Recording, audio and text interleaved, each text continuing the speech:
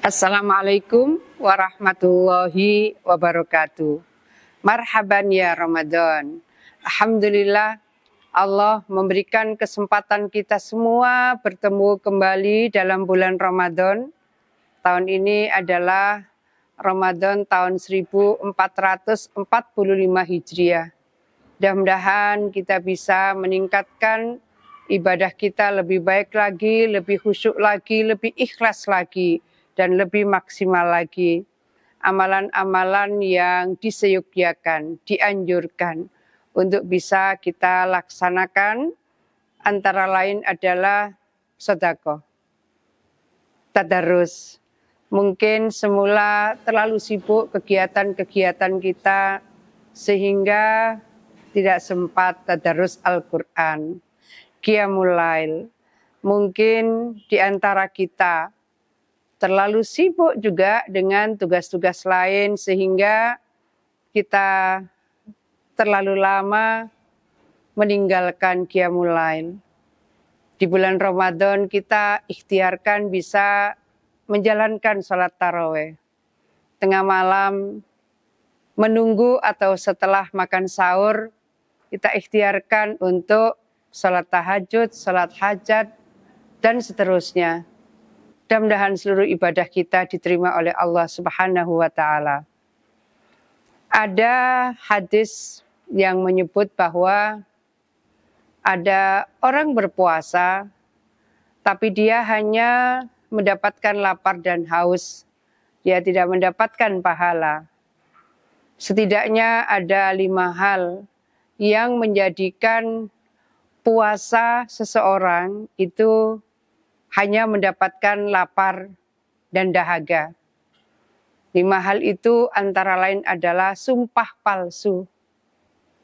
Mungkin mereka yang terkait dengan hal tertentu, baik di peradilan maupun non-peradilan, sangat mungkin kemudian melakukan hal yang tidak semestinya, memberikan kesaksian yang tidak sebenarnya, maka batal puasa jikalau melaksanakan sumpah palsu. Begitu pula menggunjing orang. Alhamdulillah, proses kampanye selesai, pilpres, pileg selesai.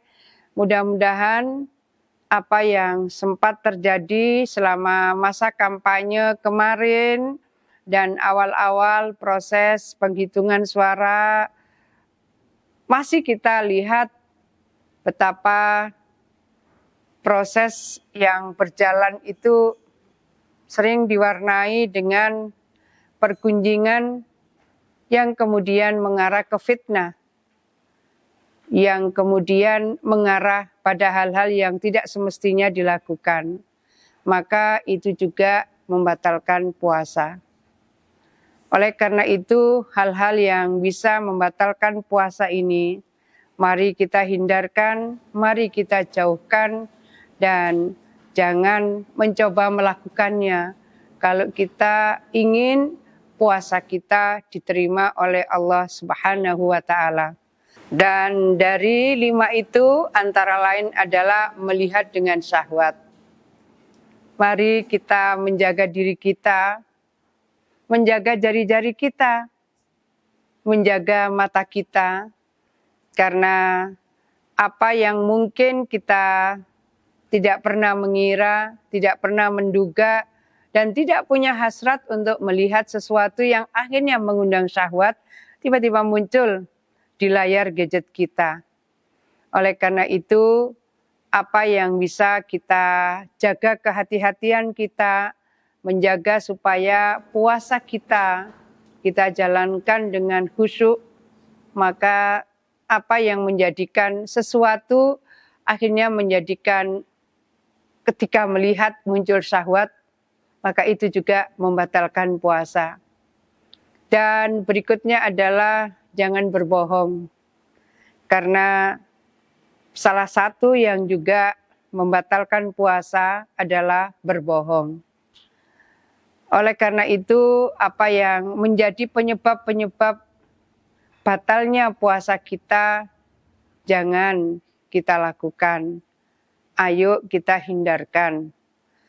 Dan berikutnya adalah yang bisa membatalkan puasa, jangan melakukan sesuatu yang bersifat adu domba. Ini penting, sadar atau tidak sadar, kadang yang kita ucapkan, atau mungkin yang kita ketik lewat gadget kita, itu ternyata punya nuansa atau nafas adu domba. Ini hal-hal yang harus kita hindarkan supaya puasa kita bukan hanya mendapatkan lapar dan dahaga, tapi puasa kita mendapatkan pahala berlimpah dari Allah Subhanahu wa Ta'ala. Ada hadis sahih yang diriwayatkan Imam Bukhari Muslim. Man qama Ramadana imanan wahtisaban ghufira lahu ma taqaddama min dzambi. Siapa yang melaksanakan ibadah di bulan Ramadan penuh dengan keimanan, maka Allah akan memberikan ampunan dosa-dosa yang telah kita lakukan. Tidak ada di antara kita yang suci.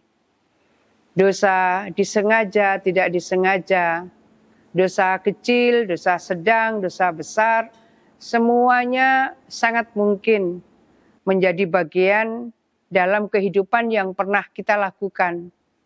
Oleh karena itu, jangan bangga dengan dosa. Maka menjaga ibadah bulan Ramadan dengan penuh keimanan, penuh kekhusyuan yang Allah memberikan garansi akan menghapuskan dosa-dosa yang pernah kita lakukan. Ini menjadi bagian yang sangat penting untuk kita underline bahwa di bulan Ramadan ini, bulan yang di 10 hari pertama adalah awaluhu rahmatun. Rahmat Allah, insya Allah, terlimpah kepada kita semua di 10 hari pertama. Wa ausatuhu maghfiratun. Dan ampunan Allah, insya Allah, terlimpah kepada hamba-hambanya di 10 hari kedua. Dan wa akhiruhu itkum minan nar.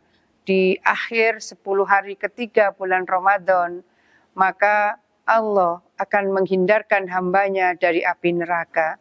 Tentu hal seperti ini akan diperoleh oleh hamba-hamba Allah yang betul-betul melaksanakan ibadah Ramadan penuh dengan keimanan, penuh dengan kekhusyuan, yang betul-betul ingin mendapatkan ampunan dari Allah dan dosa-dosa kita semua yang pernah kita lakukan diampuni oleh Allah Subhanahu wa Ta'ala. Mudah-mudahan puasa kita diterima Allah, mudah-mudahan tadarus kita diterima Allah, mudah-mudahan sedekah kita diterima Allah, mudah-mudahan qiyamul lail kita diterima Allah. Mudah-mudahan Allah pertemukan kita dengan Lailatul Qadar. Amin. Assalamualaikum warahmatullahi wabarakatuh.